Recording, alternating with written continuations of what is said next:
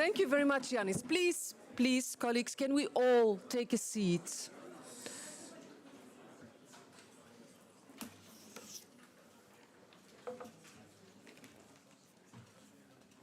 Good morning, everybody. It's lovely to see so many people in such a nice room, and I'm very honored and very welcome to see you all here today in the S&D Africa Days in this wonderful room.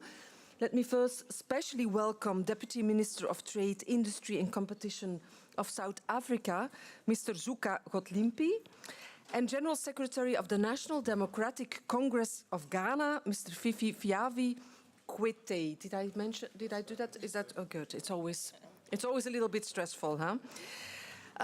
Dear colleagues and friends, I'm not going to take long because we have excellent speakers today. I just want to tell you how honored and happy I am to bring together, under the leadership of Iratxe and of Udo, today African leaders, civil society organizations, cultural voices, and diaspora communities to engage in a real dialogue focusing on social justice, gender equality, decent work and sustainable development. Every other year we make a focus on Africa and on Latin America, which are two regions that we consider to be extremely important, especially in these very, very difficult geopolitical times.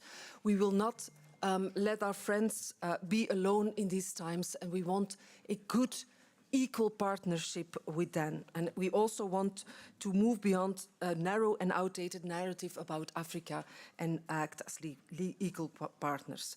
Let me start by giving the floor to our leader, Iratxe Pérez, for our opening statements well, whatever, you take your time.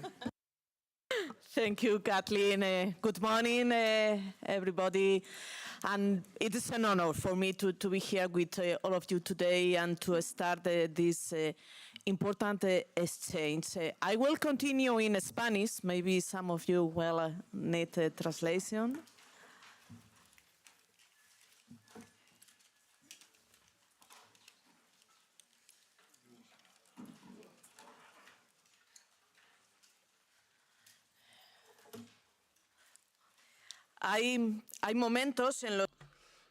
There are points in time where history asks us who we want to be, not as Europeans or as Africans or as political leaders, but what we want to be as human beings.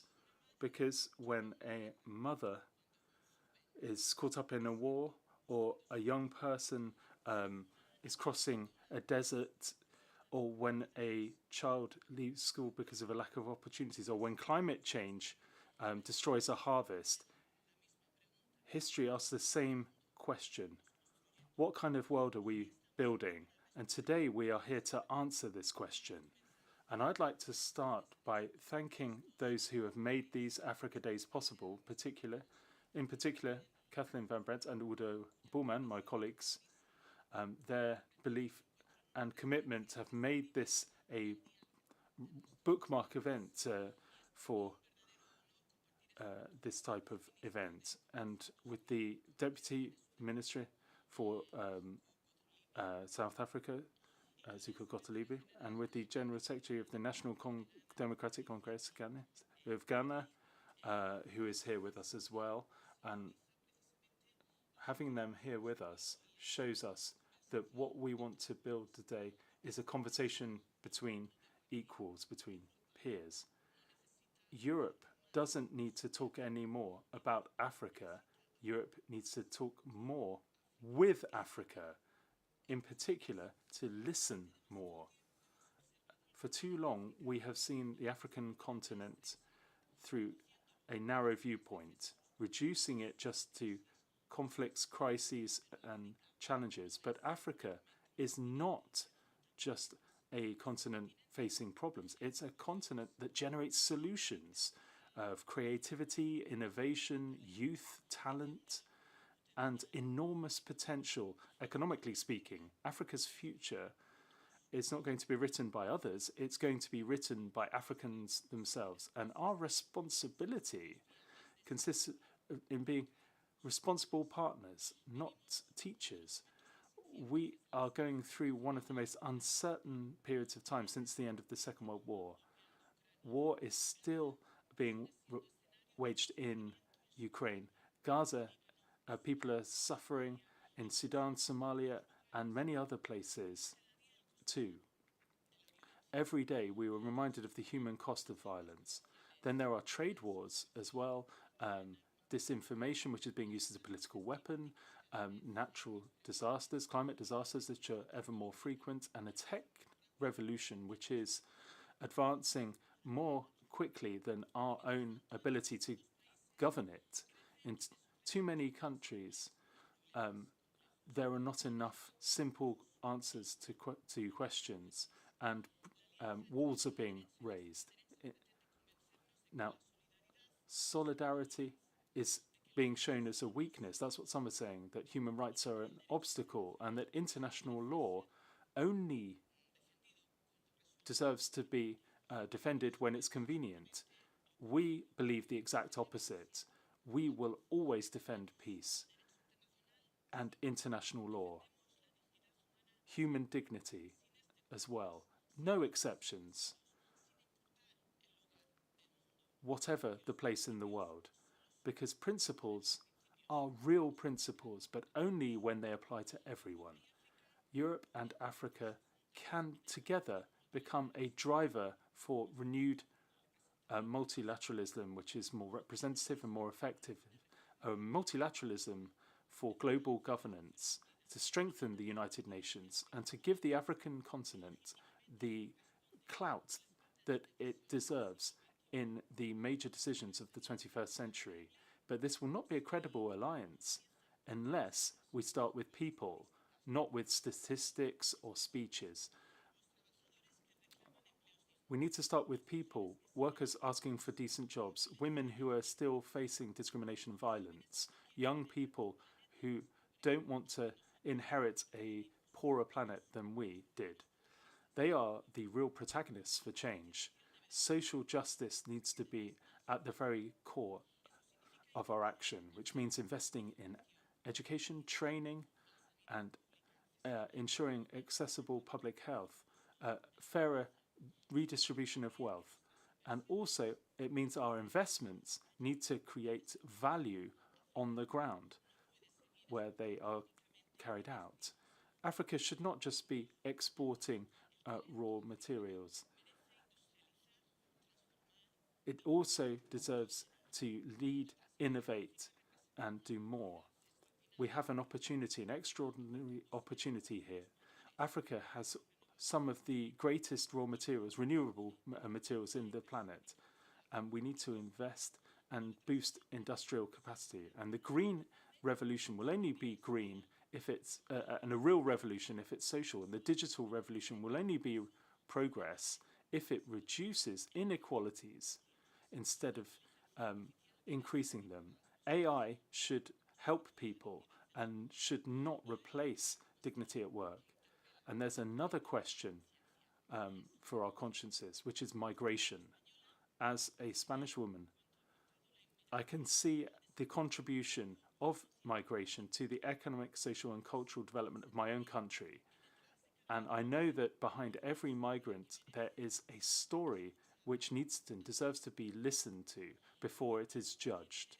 Europe has the right to manage its own borders, but it will never have the right to go back on its humanity. We defend migration policies that are based on dignity, cooperation, and safe legal pathways. And we reject any attempts to outsource our responsibilities to the cost of people's human rights. And migration should not be a bartering tool. Nelson Mandela told us, friends, that bravery is not being afraid, but being able to beat fear.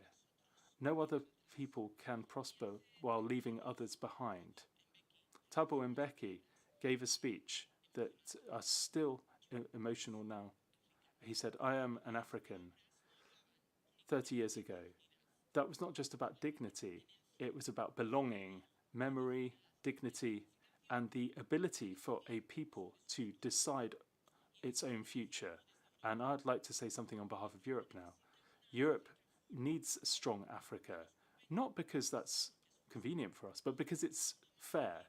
A more balanced world needs a stronger Africa, a more integrated Africa, an Africa with ever more robust institutions. But this is something that Africans have to decide on themselves. We can help, but we can never replace you. Africa's future belongs to you, and that's why it belongs to the world's future as well. Friends, let me go back to the start. History will ask us a question, and I think I have an answer. The answer is not closing borders. It's about constructing new alliances. It's not about dominating the world. It's about cooperating to make the world fairer. It's not about just resigning ourselves to challenges. It's about daring to imagine a better world. Because when someone asks in a few years' time, what did Europe and Africa do at this decisive point in time for history, I hope that I'll be able to answer very simply, we decided to progress together. And by doing this, we helped build a freer, fairer, and more human world. Thank you very much.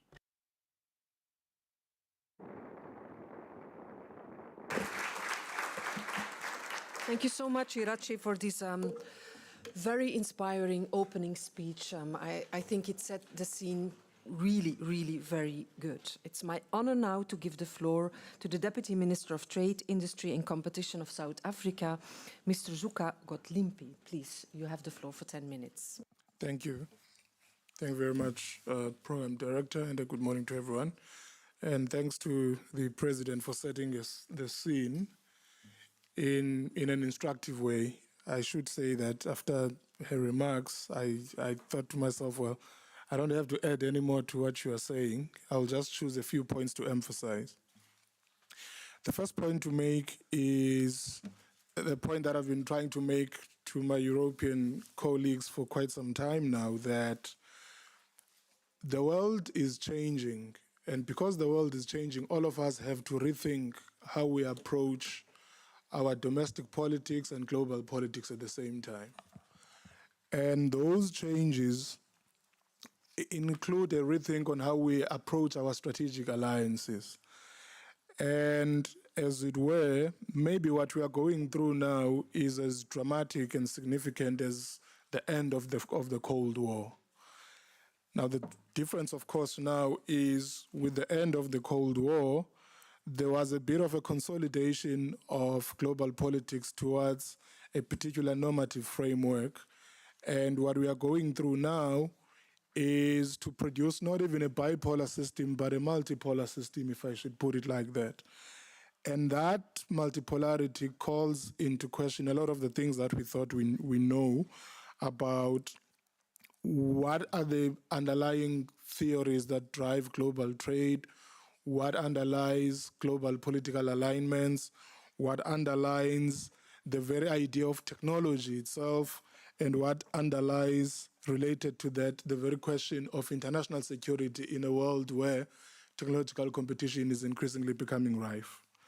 Now, the primary axis of this new dynamic is economic and technological competition between, if I should broach the subject, between Washington and Beijing. That's how the moment is being framed. And for all intents and purposes, both of these states possess immense economic, military, and diplomatic power necessary to anchor their own respective spheres of influence. Now, smaller and middle powers are increasingly forced to balance their relationships. And this is an interesting point for Europe, because if there's this strategic competition between Washington and Beijing, and middle powers are thinking about what to do in that arrangement, the question arises about how Europe understands itself in that power geometry. Does Europe view itself as a major geopolitical power in the traditional sense, or does it see its role being redefined by these two powers outside of Europe's own active initiative? Give a simple point. We all know that the moment has been defined by the strategic competition between the US and China, but last month we saw the president of the US marching to Beijing with an army of tech CEOs around him to negotiate an arrangement with Beijing, and that included no one else in the room but the US and China. What exactly was the substance of that discussion? All of us don't know that for a fact. So essentially, this competition is playing out, but there is a rezoning of global power between these two parties to the exclusion of everyone else, including to the exclusion of Europe. So we have to think about what does that power matrix mean for all of us in the global south, but now increasingly for Europe as well. I'm raising this because there's a lot of good work that Europe and the global south have already been doing, and it could make for a good platform to consolidate the relationship going forward. So if we go to the area of trade, for instance, the economic partnership agreements have improved access.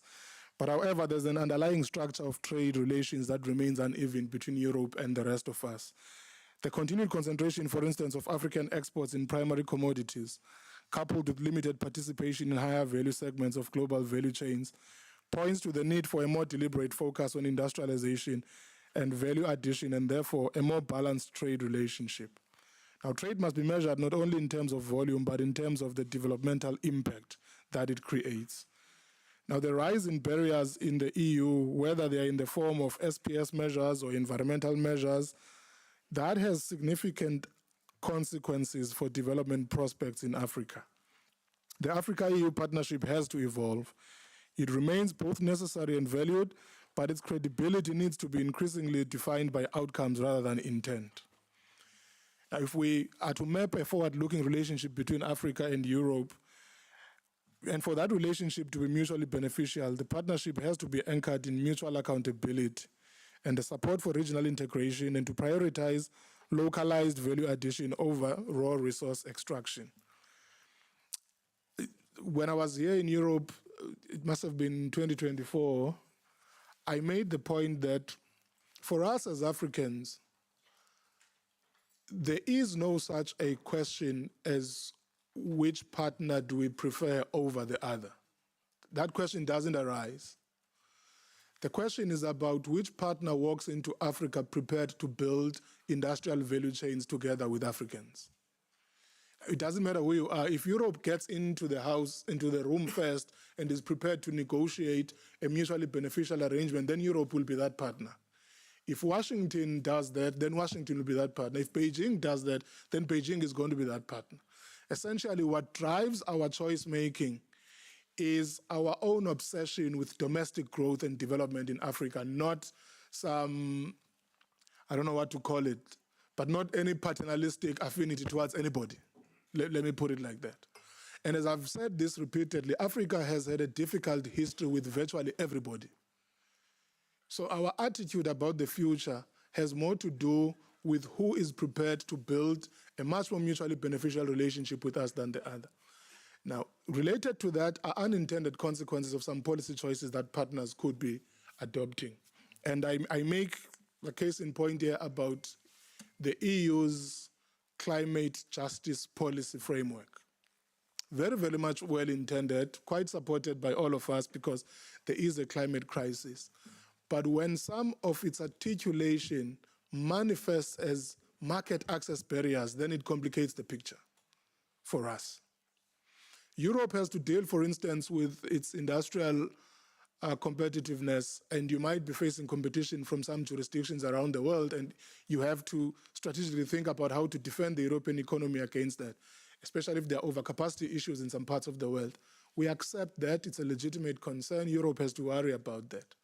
But again, if in articulation it presents itself as market access barriers for developing countries as well, then it complicates the equation once again. So there's a lot of political and trade geometry that Europe has to think through as it evolves its policy instruments in response to a changing world. And I should make the point about immigration in passing, for instance, because the president did speak about that. there's a global immigration problem. We will not deny that. But if we have a sense of what the driving factors of immigration are, then part of a much more sustainable solution to immigration, even for Europe, is to stop it by providing capacity at the source. And that is related to helping Africa build its industrial capabilities and its domestic growth potential. Because once you do that, then the driving force that moves people out of Europe, of Africa into Europe gets resolved, and suddenly Europe in the next 15 to 10 years no longer has a burning immigration problem. But if we think about immigration as some race or religion-based thing, then we are going to dance around this thing over and over again. Of course, the global right wing looks at immigration as a function of something else.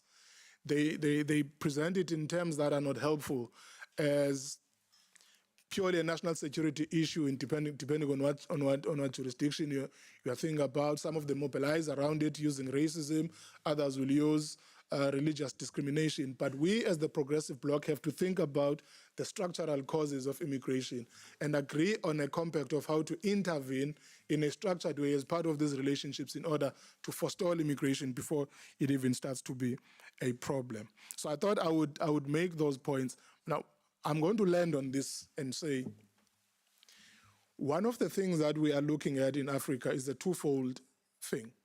The African continent has made some strides through the African Continental Free Trade Agreement to build continental Pan-African unity, so to speak. And as I was saying to the other MPs who came to South Africa, the European Union is essentially the blueprint that we are trying to follow, not to the T, but the broad idea of a common market is still an inspirational idea to all of us. But of course, we've looked at the discontents as well that have emerged over time, and we're trying to build it in a way that doesn't create a similar situation in Africa. The European Union has an opportunity to work with us as a partner by understanding the African Continental Free Trade Agreement for what it is intended to be, to build industrial corridors across Africa. But because Europe has a disproportionately higher capital intensity than Africa has, the EU then has the potential of partnering with Africa in providing capital, in providing technology, and in providing market access. But it must do that in a way that is not extractive, in a way that builds value in Africa, in a way that presents the European Union as a more developmental partner than the other people. And I say this because as the geopolitical competition between Washington and Beijing intensifies, both of them are unfortunately locked in a situation where they look at Africa as purely a source of raw commodities in the form of rare earth minerals and critical minerals. Europe must be careful not to commit that mistake as well, because if we have to beat them back, we'll have to beat back Europe at the same time. So we are sitting in a situation where we say once beaten, twice shy. Because we've been victims of colonial plunder before, we are not prepared to recreate the same dysfunctional dynamic again. So the partner that wins Africa's heart is the one that is willing to partner with Africa in building its industrial value chains on the ground as opposed to extraction. Thank you very much.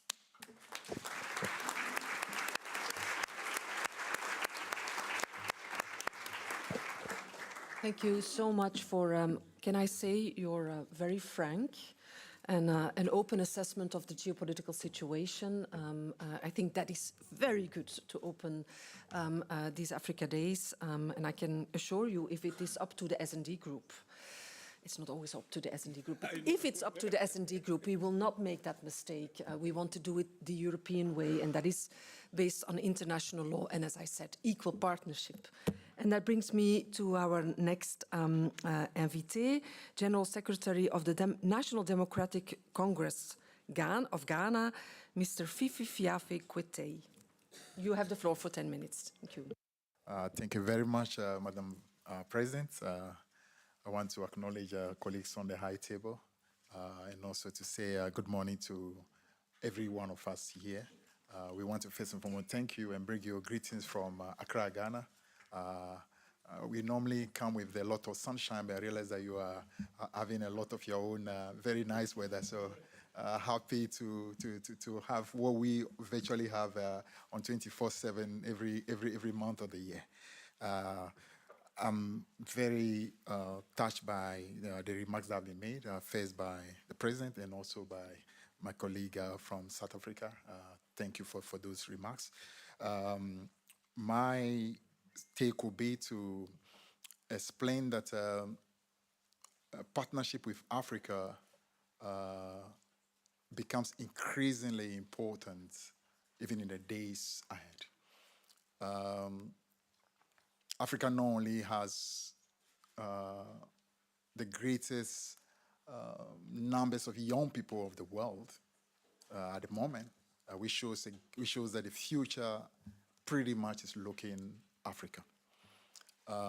Africa, after many decades, is showing not just resilience, but rising, having especially a young generation that really want to learn from the mistakes of the past in order to be able to chart a future that will be much, much better than the past.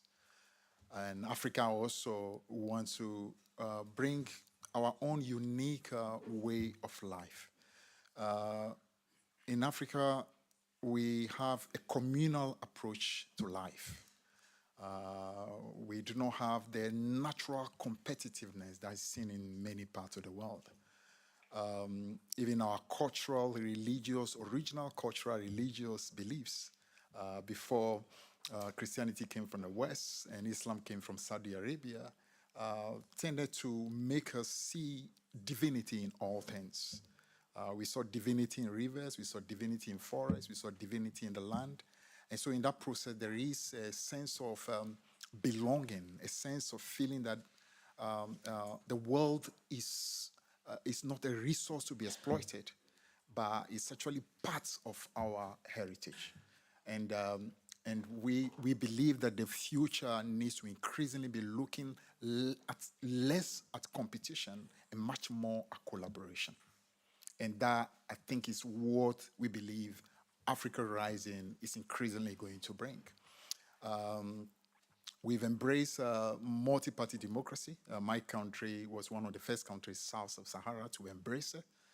I would say it's been a journey that has brought lessons and learning, but it's also a journey that has been very difficult because sadly it's exploited a lot of what we call fault lines that already exist in Africa.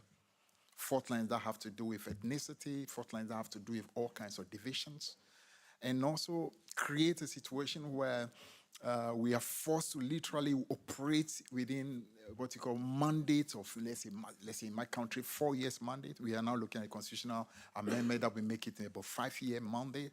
And that tend to fragment a country, create a situation where that competition, if not properly managed, rather tends to hold back a country's progress rather than create what you call the advancement that is possible. And so how to navigate that with all the expectation, especially of our young people, becomes a big challenge. You've noticed, for example, that in recent years, some countries in Africa, after a period of democracy, are tending to want to go back to to explore a bit of military dictatorships. Because the youth of Africa are tending to feel that democracy is not delivering as quickly as they hope, and they tend to believe that militarism and some of the authoritarian regimes could actually deliver them more, possibly because they are looking at countries where there is either a one-party system or there seems to be no party system, and somehow they are seeing some economic development, they are seeing what you call solutions to problems that are confronting those populations. So that definitely is an issue that Africa really has to find solutions for. But broadly, the whole idea about greater collaboration, not just between Africa and Europe, but between Africa and all the peoples of the world becomes critical. We in Ghana want to look at it more in terms of a planet that becomes more like a rainbow planet, where some belong to the red color, some belong to the violet color, others belong to the green color. All of us have unique capacities, unique resources, unique propositions that we can bring to the table. As opposed to the situation where red is better than blue, green is better than yellow, orange is better than indigo, and that creates unnecessary competition. Every opportunity is how can I exploit the other, because it's almost like a zero-sum game. Unless I'm on top, I'm going to become a part of the what you call the lower part of the food chain, and that is a unique situation where we in Africa think is really the best way to go. We have a young generation that clearly is looking for rapid transformation.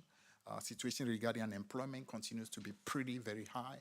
So conversations with all partners are conversations that we increasingly want to be focused more on what can we do to unleash the real and massive potential that Africa has. But those potentials, Africa does not look at it as a potential that only belongs to Africa, because in the rising of Africa, the whole world's become better. It's not an accident, really. We don't believe in an accident that we find ourselves virtually right in the middle of the planet. You have the Western Hemisphere, you have the Eastern Hemisphere, and we are somehow ensconced right in the heart. In that heart, we believe that we have something that is uniquely close to the heart that can bring benefit to all the peoples of the world.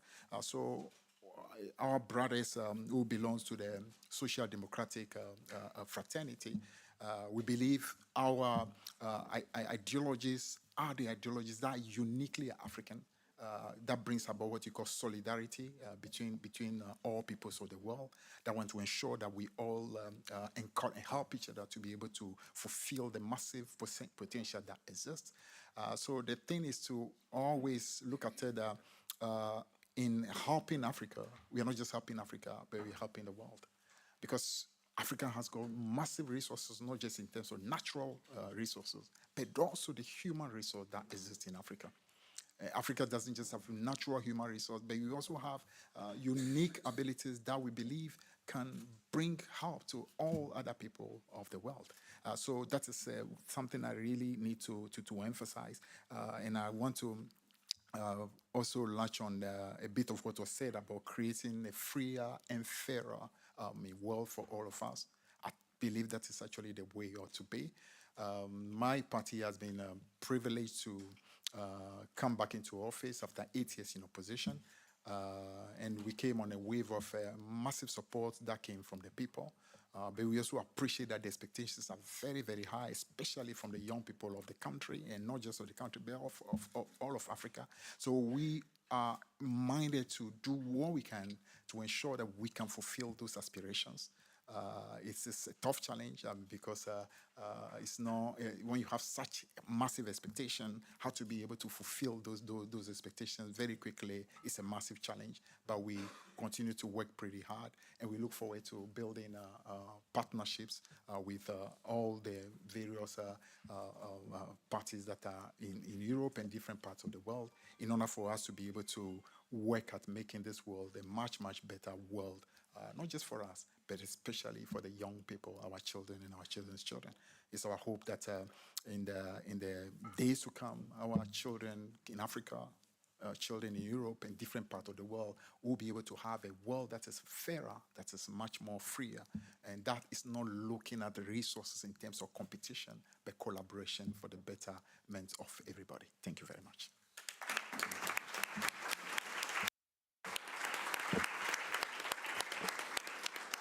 Thank you, Mr. Kwetey. Thank you very much for this opening speech. And I don't know, I didn't count, but you used to work young people so many times. And I think it's a beacon of hope and a beacon of transformation in Africa, but also in the rest of the world.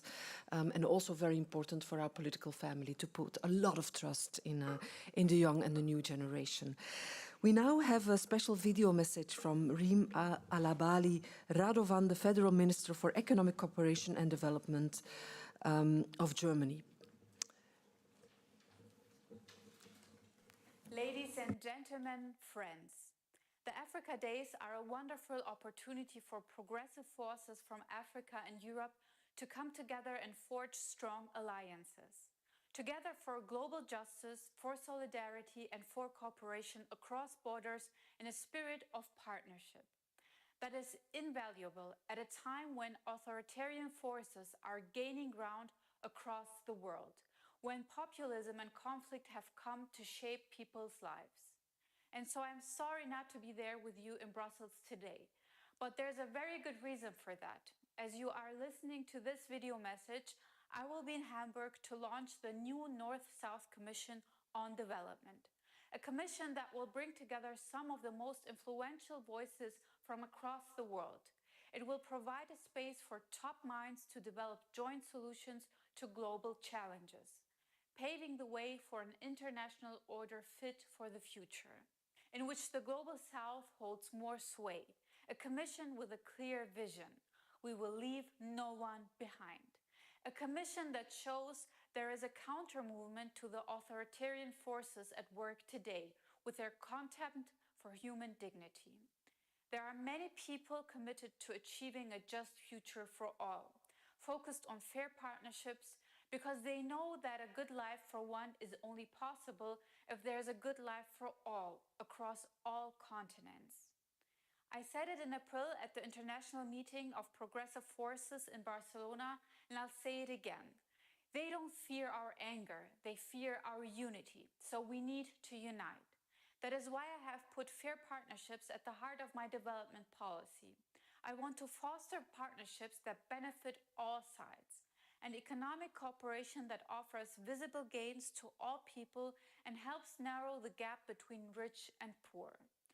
All that means building strong partnerships with government institutions and parties in Africa that are based on respect and reciprocity. And it also means working with partners outside of politics, for example, the African diaspora organizations that are here today. You work to bridge the divide between societies while others try to push them further apart. And for that, I want to say thank you. And I thank you for using the Africa Days to forge even stronger and more diverse alliances. Let's push forward a strong movement championing solidarity and justice together.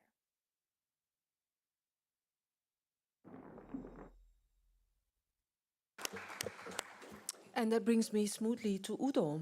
And Udo is not just our coordinator in the DEVE committee, he is the driving force of the Africa Days. Without Udo, no Africa Days. So there you are, Udo. No, that's true, that's true.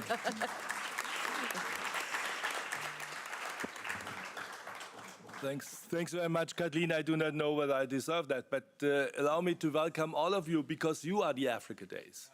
The people in the room are the Africa Days, and this is great to have these wonderful people in our panels, in this opening podium, but also to see how many of you were coming from far distances to see us today. A big thank you, a big hand for all those who have traveled to see here our Africa Days and to contribute to our discussion. Thank you very much for that. We have heard, I refrain myself to only 2-3 remarks, because the program is in front of you, is in a printed version. You will also find the program online, so once you are afraid to get lost, it will not happen. First of all, you have the printed version, you have the online version, but you also have our wonderful team. And that will be my first remark. Let me thank our wonderful team who made possible what we are doing in these 2 days. Alice, who is with us here, Jeanne, Isabel, Cyprian, and Zoltan, and from my office also Damaris. A big hand for you.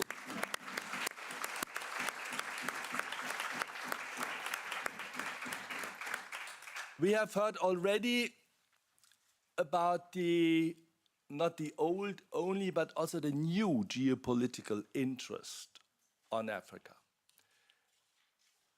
We see Africa today in the focus of many actors. Honorable Minister Godlimpi put it very simply in underscoring the interests that are materializing on your soil, interests in mineral, interests in military intervention, interests in keeping away migrants or whatever. It's foreign interests describing the landscape, structural circumstances of policymaking. And we make a difference today because the progressives have to be aware of all of that. Otherwise, we would anyhow fail if we are not on the ball, if we are not realizing what is going on. But it was rightly said by our two honorable guests, you need to position yourself. You need to identify you in Europe, who are you, and where would you like to go in the collaboration with us in Africa. And let me tell you, Kathleen already mentioned it, what is the difference for us, the Socialists and Democrats? We have also interests, but our interest is people, the well-being of people. The well-being of people in Africa, the well-being of people in Europe, the well-being of people all over the globe. This is what we believe in, this is what we are striving for, and this is the benchmark of our political strategy.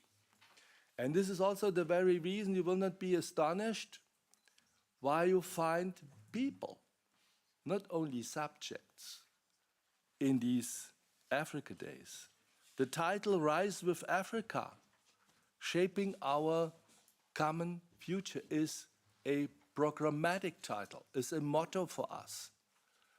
And we are very much aware, honorable guests, that our future will not only be shaped by business people, thanks God not, will not only be shaped by governments, will not only be shaped on the rich and mighty and powerful actors. No, it will be done by people. We are focusing on the young generation because they are our chance in your continent and our continent. And this is the very reason why we bring together civil society organizations, we bring together trade unionists, we bring together people who defend women's rights and children's rights and are active in their communities.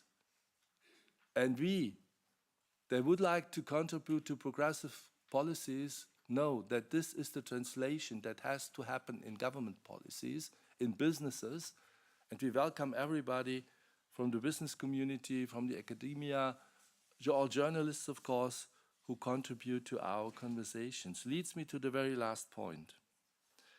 Today, the 30th of June, is a very special day. It's the Independence Day of the DRC, of the Democratic Republic of Congo. So our congratulations to all guests online and in the room from Congo and all friends from the Congolese diaspora.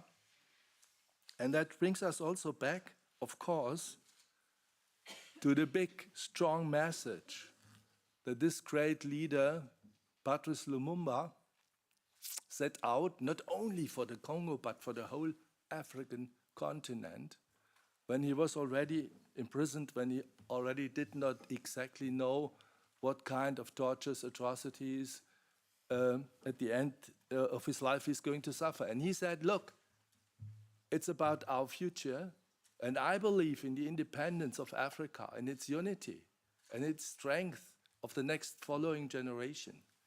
And they will shape the future of the continent without living under the dominance of foreign forces wherever they come from.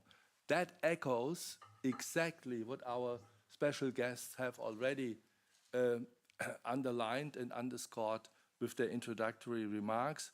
And that is also why we are going to celebrate. We are going to discuss in this Africa Days, but tonight we will celebrate with wonderful musicians from the Congo. We will have movie presentations. We will have occasions to talk to each other, and we are looking forward to hearing from you. Thanks very much. Have 2 great Africa Days, and it will not be the last one for the S&D.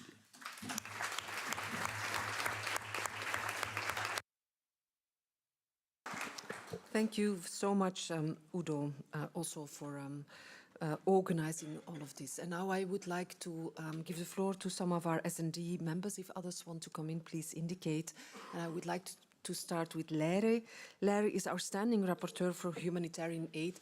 She's also the leading force for the Latin America Days. Leire. Thank you so much. Dear friends, dear colleagues, thank you very much for being here today.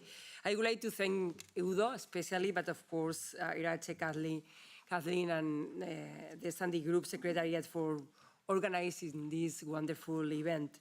Most importantly, I want to warmly welcome to our African colleagues and thank Zuko and Fifi for being here with us. Thank you so much for coming. I remember when I arrived in this parliament at the beginning, I increasingly started hearing one word: security. But I think that we often use this word in a very limited way. We often use security to speak only about military issues or internal security or even migration. We often speak about security only from a European point of view.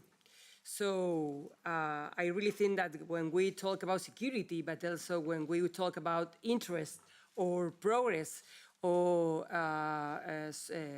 sustainability, we must to talk about a global challenge, a common challenge.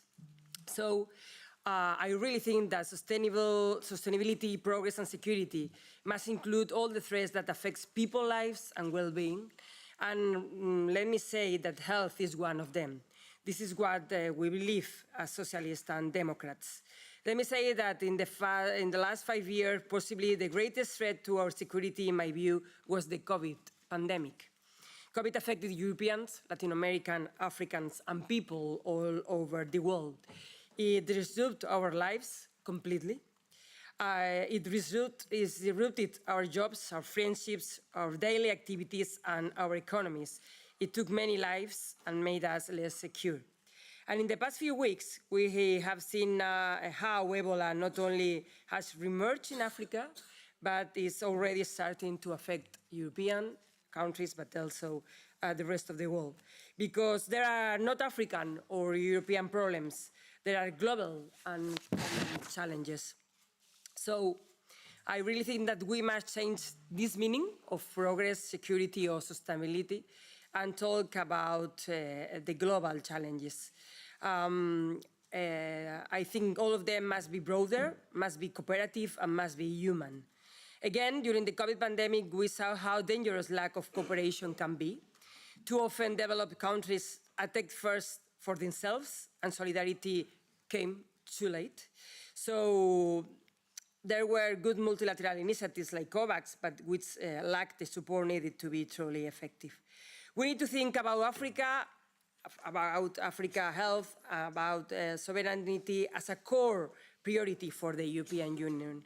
We need for Europe to be secure, to be effective, that Africa has the capacity to produce its own vaccines. We need to invest in Africa's capacity to research, develop, and manufacture their products and medicines, and to have the key infrastructure to distribute this. So at the end of the day, the question is whether we are ready to face this challenge together. We need to get to know our African partners better, listen to them more closely, and understand them better. Let's build a true and genuine partnership based on equality. As African proverb says, if you want to go fast, go alone. But if you want to go far, then go with others. So let's go together. Thank you. Thank you very much, Leire. And I now give the floor to Robert. Robert is our S&D Rapporteur for the Global Europe Instrument. Thank you very much, Kathleen, and thank you very much to all the organizers for this already super interesting meeting. And let me start with mentioning another meeting I participated with some of our colleagues recently. It was the first Africa-EU Parliamentary Assembly in Eswatini. Super interesting, but it was kind of to a certain point a usual meeting where politicians have their statements and we speak and speak and speak. And then we open the Young Youth Forum. And this explode the room. The energy of young people, their dreams, their power, their contributions, their language was so different that the language I heard during these statements struck me and invited me also to thinking that also there is so much in common between these young generations in Africa and Europe. And it's not only that we are neighbors, you know, that we are closer than we think, even geographically. There is only 14 kilometers distance between Africa and Europe. In the nearest point, it's closer than from here to the airport in Brussels, by the way. We often don't realize how close we live to each other. But also, the expectations of young people. When we as politicians, more and more often, we talk about transactional politics, competition, building walls instead of bridges. These young people were speaking about common things, about African way of life, European way of life, about their dreams, about how diverse societies we are and how we can learn from this diversity. This is the potential we can build. And Fifi has mentioned that young people are the greatest population in the world in Africa. It's true, but they also the youngest population in the world. Comparing not only to Europe, but to Japan or UK, where they really have an issue with all the aging population. This is the potential. This is the potential we can build. So I think when we construct new policies, we should take it in mind. And of course, money matters. I deal with money on that. I work on the Global Europe Instrument, the European Union superpower on foreign policy, on development, on humanitarian aid. And this is the momentum where we should take into account these discussions. That's why it's important that we talk about Africa, about our partners around the world now, and we take into account their dreams. So what we should do is to confront this transactional, competitive, egoistic, selfish approach with these young people's dreams about the future, which is so different from what we hear in politics today. And with this, I leave you, and I promise that we will fight for special dedicated money for civil society, for women, for humanitarian aid, for development in the new perspective of European financing. Good luck. Thank you. Thank you very much, Robert. And we do count on you to achieve that in that very difficult negotiations. Let me now turn to Bernd. Bernd Lange is the chair of the International Trade Committee in this parliament. Bernd, you have the floor.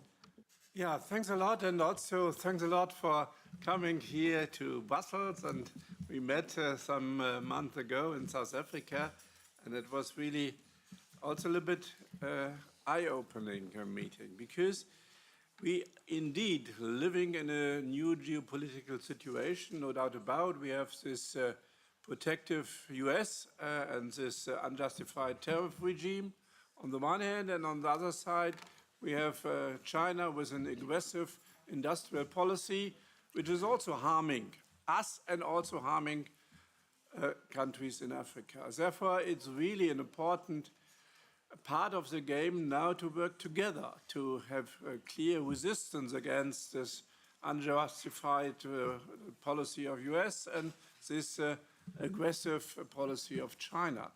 And the Prime Minister of Canada is quite right when he mentioned that middle power should work together to have a rule-based system in force. So he mentioned quite clearly we should sit at the table, otherwise we are part of the menu. And I guess nobody wants to be part of the menu. And therefore, this cooperation in this geopolitical time is so important. And I'm happy that we can exchange on that today as well. And we, as progressive, have, of course, a specific responsibility. So we have to really look how the economic development is going on in Europe, but also in Africa. And there are still unfair dependencies in Africa based on the colonial history. In Ghana, the dependency on cocoa is still there, and the diversification of industrial policy, industrial production in Ghana and Côte d'Ivoire is not really given as it is needed. And we have also some other elements where this history is still there, and I guess we have to fight for more investment in Africa to give the people in Africa a better chance for the living conditions. And we have to fight quite intensively to organize this so that the economic starting point is much better developed as it is. And secondly, the solidarity with Africa has to also in our mind when we are discussing the economic crisis here in Europe. And there is a crisis. We are losing around about 10,000 jobs in the industrial sphere each month in Europe. And we have sometimes a tendency now to go in a protective way to close our market for products from outside as well. And we heard also the remarks regarding our climate protection regulation, like CBAM, the deforestation regulation, which might be also lead to some market closure for African countries in Europe. I guess this is not our position as progressive. We want to have a good cooperation and also an exchange with the countries on the African continent without protecting our industry in a wrong way. So I'm really fighting for a reflection which measures we are taking might lead to consequences in Africa, which measures taken in Africa leads to consequences for the workers here in Europe. So really an ongoing dialogue is so important so that at the end of the day, solidarity is not the word for Sundays, it's really the word for the daily work for progressive on both sides of this small water border between Africa and the European Union. Thanks a lot.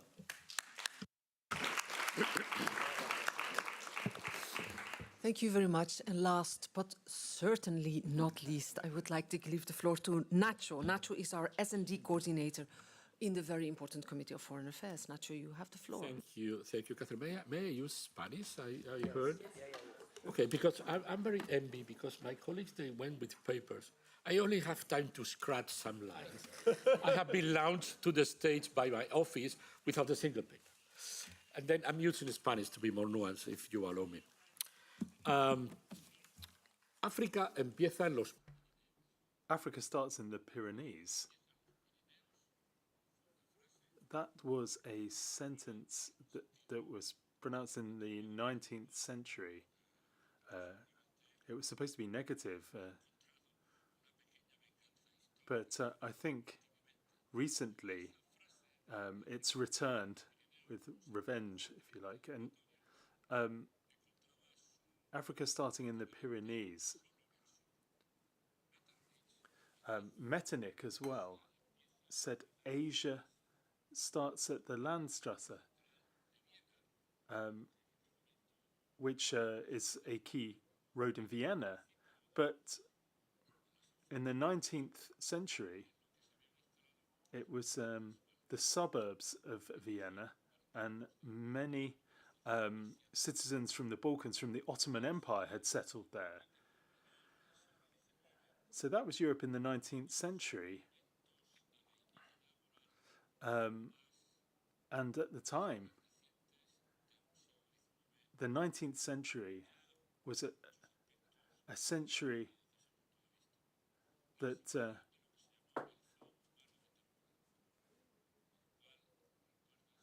you'll probably remember the affair in Tervuren, where 300 Congolese citizens were brought to Tervuren in Brussels and were part of the Universal Exhibition of 1896.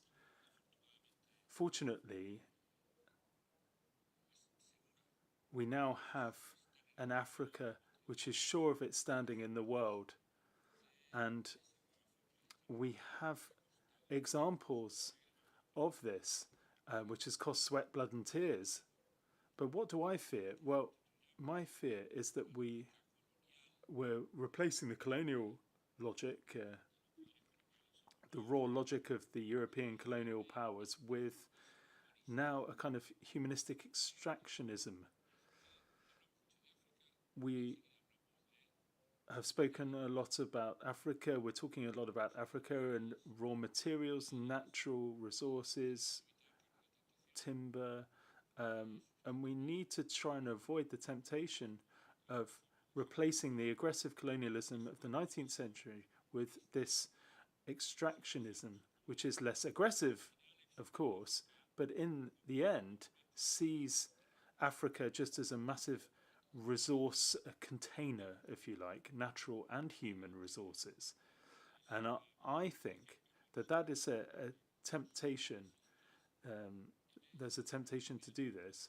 Progressives in the European Union and the European Parliament were trying to avoid doing this, and we're really concerned with the issue of resources. When we were negotiating trade agreements with the world, that's front and center, the issue of resources. And that's not the way to approach our partners in Africa or in any other part of the world. There's a massive, massive gap, political and moral gap on Rue Belliard here in Brussels. You've got the executive on one side of the road and the European Parliament on the other side of the road. And we are more closely tied with the issue of values and principles. But on the other side of the road, the executive, it's more just raw politics, seeing Africa and the rest of the world in terms of what we need from them. And we progressives really have to insist on this idea of protecting African democracies and strengthening weaknesses, democratic weaknesses. Part of this is a moral issue. Tanzania, for instance,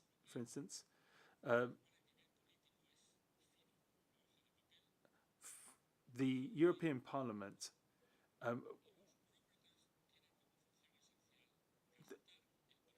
what we can see here is that we've got lots of bureaucrats, and bureaucrats just have money for Tanzania, and they have to just try and spend that money. They have to spend it. That's the logic of the bureaucrats. They've come to the European Parliament and said, we need to spend this money on Tanzania, despite the political situation. And for the first time, the European Parliament said that we are going to reject this idea of spending money on Tanzania, given the situation, the violence after the elections. So we've said that to the bureaucrats. I think that we progressives are seen by others in the European Union as being naive, ingenuous, and not being aware of the political realities. But I hope we never lose this approach. And we keep telling the executives and national governments that if you keep seeing Africa as a vat of resources, then that is not our moral duty as progressives. Now, I think we had a really interesting point of view from Mr. Godlimpi on the issue of the permanent seat in the Security Council. And also, not just for Africa, but also for Europe. The UN was designed as a meeting place for states. The European Union and the African Union are new examples, though, of new actors. And if the UN doesn't reflect the reality of new political players, it's not representing the world. So I think we have to explore this idea of an alliance.